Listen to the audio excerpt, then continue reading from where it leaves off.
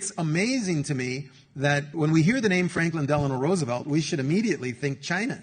It was one of the major influences in young FDR's life. His mother, Sarah Delano Roosevelt, grew up in a mansion in Hong Kong. Sarah Delano Roosevelt was the one who paid Franklin's bills. Franklin Roosevelt never had any big high-paying jobs. He was a public servant most of his life. But he had yachts, he had townhouses in New York, summer place up in Maine. Where did that money come from? It came from the Delano line. Where did the Delanos get the money? Grandpa Warren Delano was the American opium king of China. He was the biggest American opium dealer.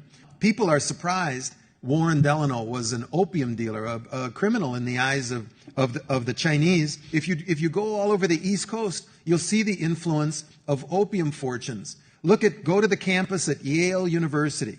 The tomb, which is the headquarters for the Skull and Bones Society, is on the campus of Yale University. That tomb is still financially supported by the Russell Trust.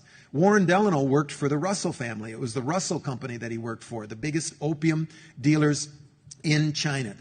Yale is built on land donated by opium barons. The number one most famous building on Columbia's campus is the Low Library. That's named after Abbott Lowe, who dealt opium with Warren Delano out there in China. Princeton University's first big benefactor was Stephen Green. Stephen Green took over Russell and Company's opium operations after Warren Delano returned back to the United States a rich man. America's first manufacturing city, Lowell, Massachusetts, was founded by opium money. The first railroads in the East Coast, opium money. Ralph Waldo Emerson, the great transcendentalist, how come he had so much time to sit around and think? Because he married into an opium fortune. The Council on Foreign Relations, the Coolidge family, opium. Chiquita Banana, AT&T. Scratch the history of anybody with the name Forbes in their name, like Secretary of State John Forbes Carey, and you'll see an opium fortune. His great-grandfather was an opium dealer.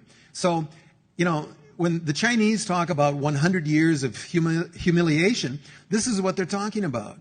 We were shoving opium under the eyes of the British, French, and the United States navies. Warren Delano was consul out there in Canton and welcomed the first Navy ships, U.S. Navy ships, to participate in the first Opium War.